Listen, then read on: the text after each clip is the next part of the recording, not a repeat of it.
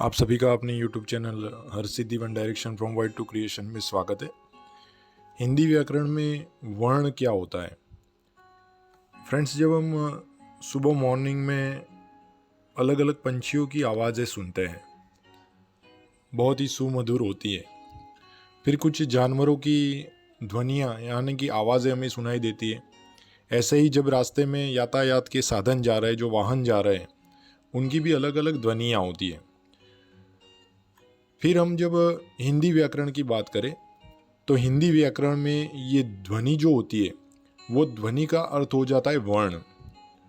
और वर्णों को मिलकर एक साथ दो से ज़्यादा वर्ण मिलकर शब्द बनाते हैं। जैसे कि हम किसी शब्द का यहाँ पर प्रयोग करें, राजा।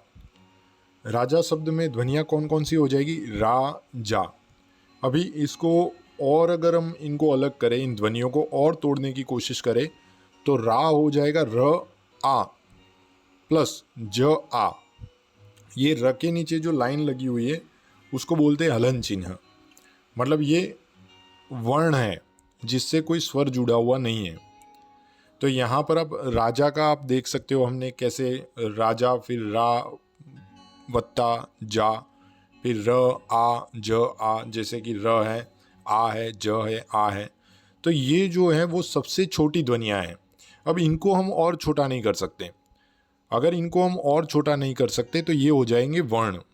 ये जो र आ ज आ जो लिखा हुआ है, ये सारे हो जाएंगे वर्ण। वर्ण का मतलब क्या हो जाएगा? तो जो छोटी छोटी ध्वनियाँ होती हैं जिनको हम अलग पार्ट में यानी कि उनके और टुकड़े हम नहीं कर सकते। जैसे कि राजा शब्द था तो उसमें रा वत्ता जा कर दिया, फिर र आ ज आ ऐसे उसके और पार्ट कर दिए। लेकिन अब ये र का हम अलग पार्ट नहीं कर सकते, आ का भी अलग पार्ट नहीं कर सकते। तो ये जो हो जाते हैं फ्रेंड्स, वो हो जाते हैं ये जो छोटी छोटी ध्वनियाँ हैं, उन्हीं को ही बोलते हैं वर्ण।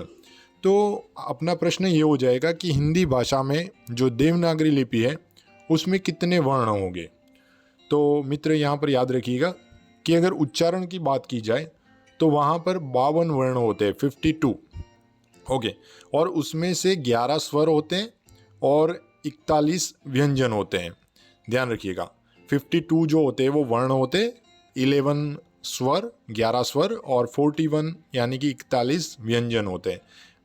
मतलब कुल मिलाकर 52 जो होते हैं वर्ण होते हैं हिंदी में उच्चारण के आधार पर। अब प्रश्न ये हो जाए कि अगर लेखन के आधार पर पूछा जाए तो कितने वर्ण हो जाएंगे? तो लेखन के आधार पर हो जाएंगे 54 वर्ण, 54। ओके। इसमें 13 स्वर हो जाते हैं, 35 व्यंजन और 4 संयुक्त व्यंजन होते हैं। याद रखिएगा, अगर उच्चारण की बात हो रही है तो उच्चारण में होते हैं 52 वर्ण जिसमें से 11 स्वर और 41 व्यंजन होते हैं। जबकि अगर आप लेखन के आधार पर बात कर रहे हो तो लेखन के आधार पर हो जाते 54 वर्ण, 54, और उसमें 13 स्वर, 35 व्यंजन और 4 संयुक्त व्यंजन हो जाता है।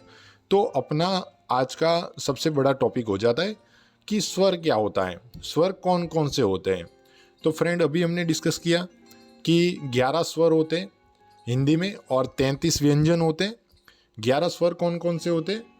तो फ्रेंड्स यहाँ पर देखिए, तो जैसे हम अ, आ, ई,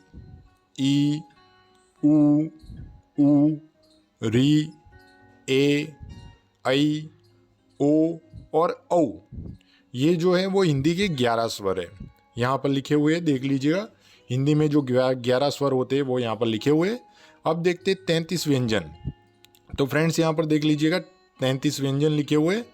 जैसे कि क, ख, ग, अड़ंग, च, छ, ज, ज, ट, ठ, ड, ढ, अण, त, थ, द, ध, न, प, फ, ब, भ, म, य, र, ल, व, श, श, स, ह।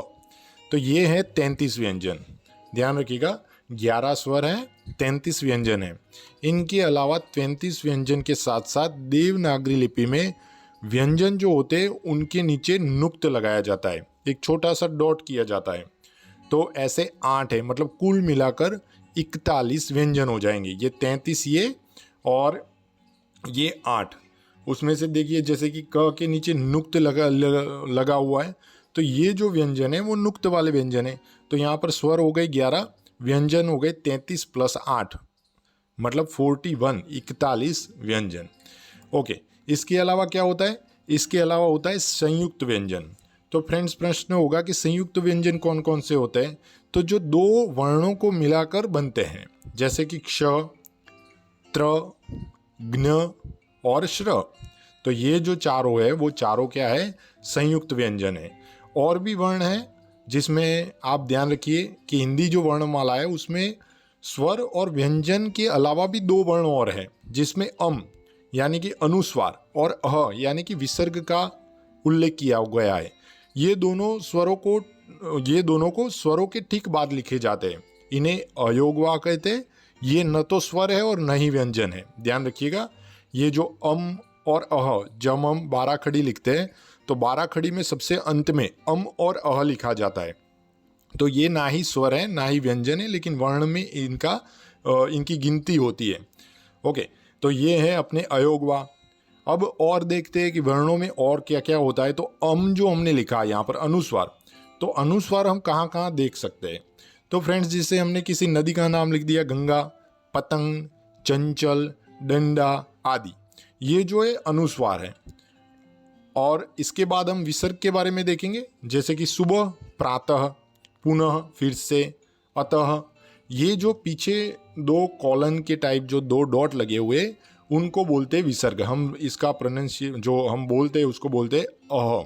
ओके, प्रातः, पुनः, अतः ऐसे।